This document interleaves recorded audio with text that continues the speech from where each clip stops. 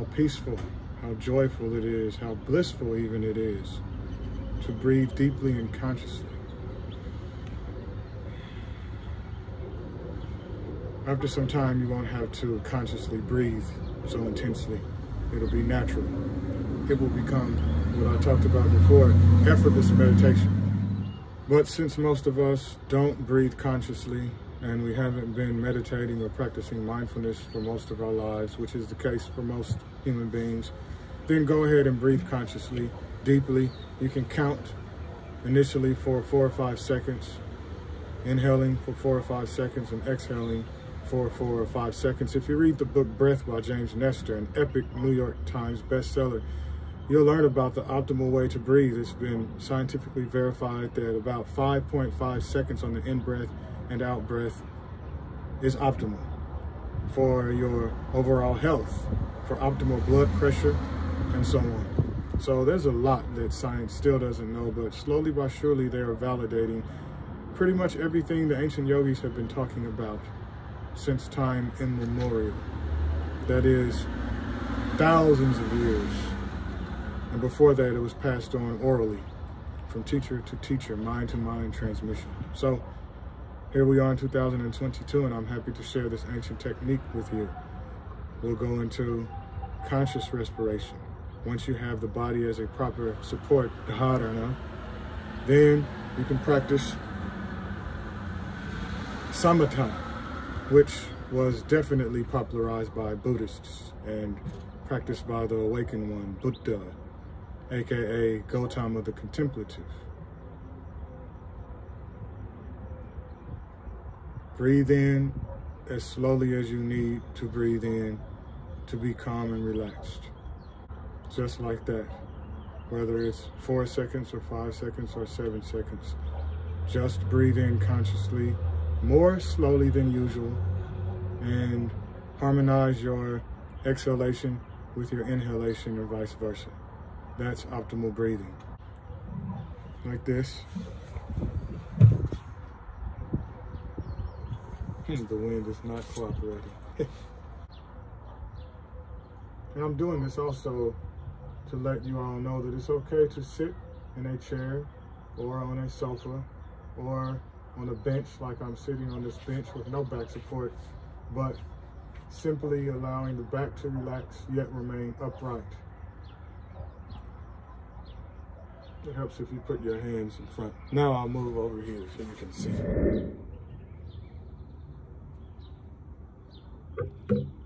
So this is how you meditate in a chair. I'll even sit all the way back, showing you that you can have back support and still have a good posture. You can sit all the way back as long as your back is relaxed and the spine is upright. Or you can sit forward with the back of your hands on your knees. Open palms remind you to keep your mind open, transparent, lucid, vast, like space. Or like this. Or using dhyana, focus or concentration, mudra. All the way back, sitting forward.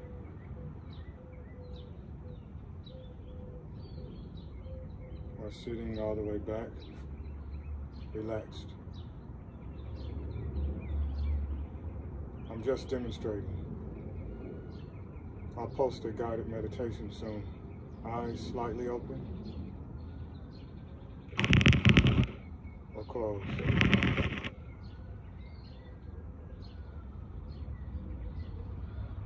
Sometimes it's good to meditate with the eyes open. Fully open, partially open or partially closed, or all the way closed, with your attention between the eyebrows, the pineal gland region, the so-called third eye.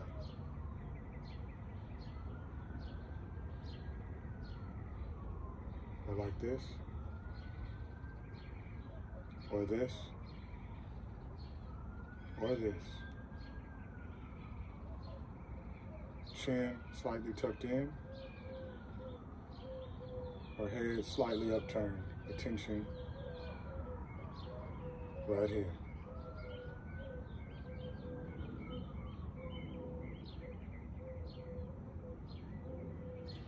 Like this, this, or this.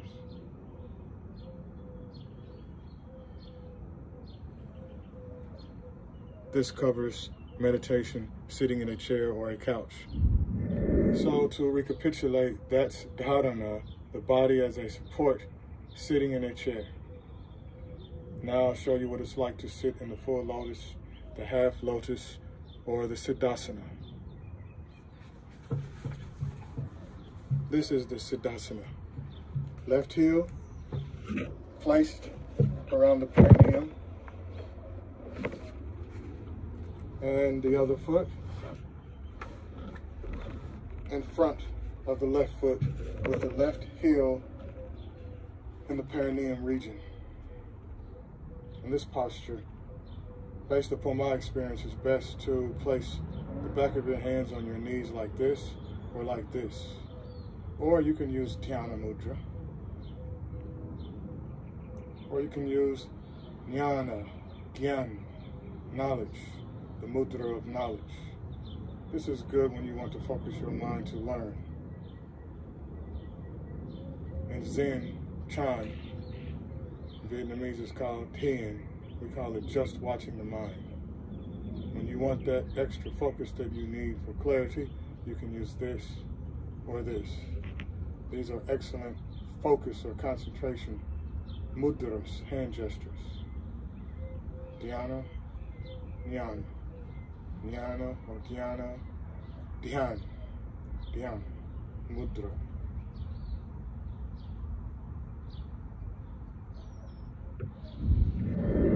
Now let's go into asanas, postures. I'll begin with the half lotus, heel touching your belly, your stomach, like this. Toes should be pointing downwards. This helps to not injure your ankle or cut off circulation. You don't want to cut off circulation. This is why people experience numb, painful, tingling sensations, other than if you have neuropathy in their feet when meditating.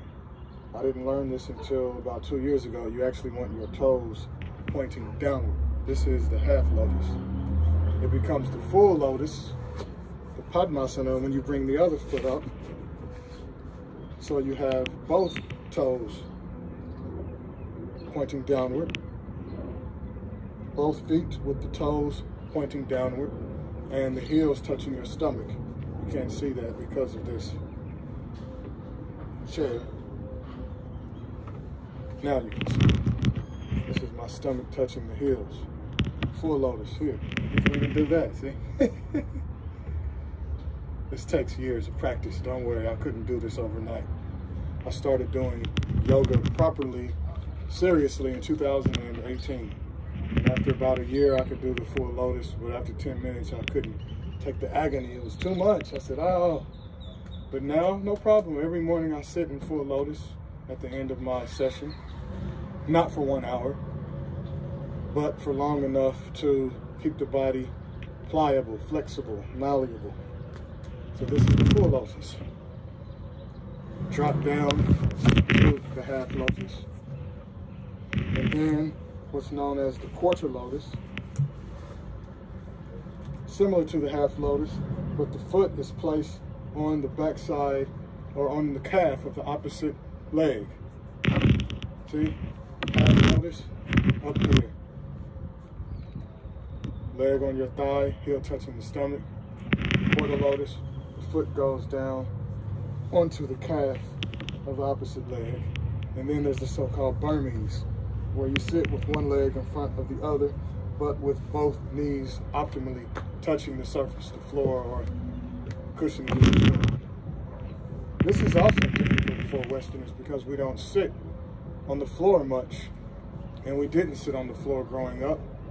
And this is why we have tight hips and knee issues. So I'm giving you different techniques. We talked about dharana, the body, in various postures as a support, for a mind that is focused, yet calm and clear, lucid and tranquil, so that you can see clearly, which goes into Vipassana, which is what the Buddha mastered. So I've given you plenty to practice until you master it, and that will take the rest of your life. So welcome to the Mindfulness and Meditation Club, whether you are a monk or a nun or a yogi from a different tradition or a secular worldly person who likes to meditate and wants to learn more about mindfulness and meditation. I've given you many techniques, many tools to help you live an optimal life.